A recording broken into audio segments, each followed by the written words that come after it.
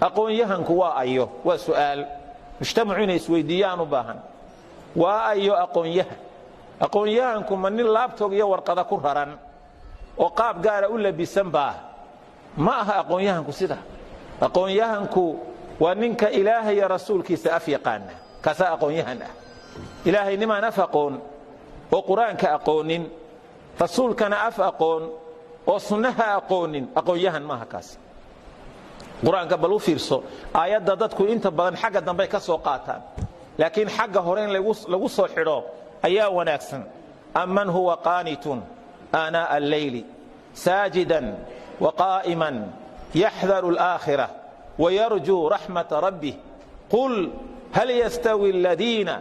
yaclamuuna waaladiina laa yaclamuun ummaddu inta dambe aayadda soo qaataan ilaahay muxuu leeyahy subxaanahu wa tacaala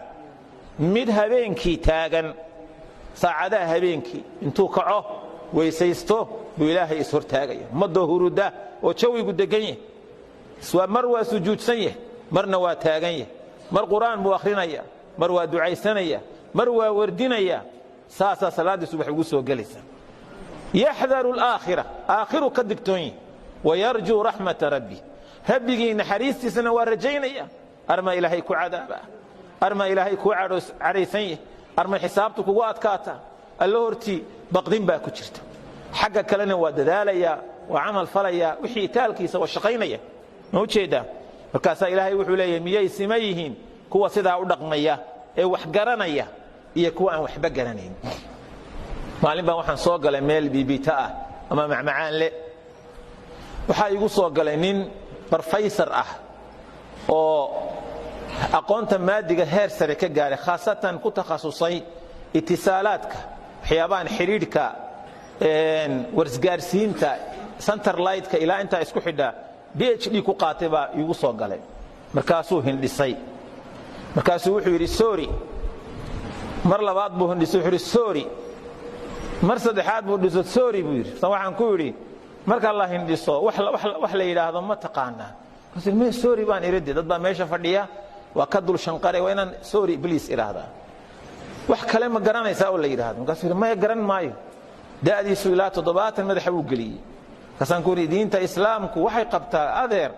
qofku markuu hindhiso alxamdu lilaah inuu yidhaahdo qofka maqlayana yarxamuka allah inuu yidhaahdo wallaahi weligay ma maqal buu igu yidhi weligay ma maqal buu igu yidhi bal fiiri dhallinyarada waxaynu leenahay aqoon-yahanka war hooy maadiga markaa baranaysaan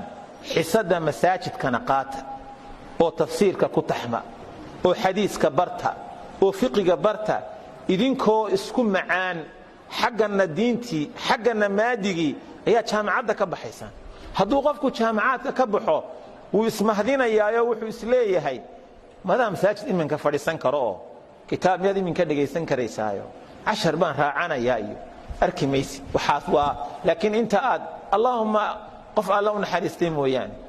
sidaas waxaan u baahannahay inuu inoo soo baxo nin dhakhtar ah oo cilmiga dhakhtarnimada heer ka gaaray oo diintana si fiican u yaqaana waxaan u baahan inoo soo baxo nin injineer ah oo diinta ku fiican inuu inoo soo baxo nin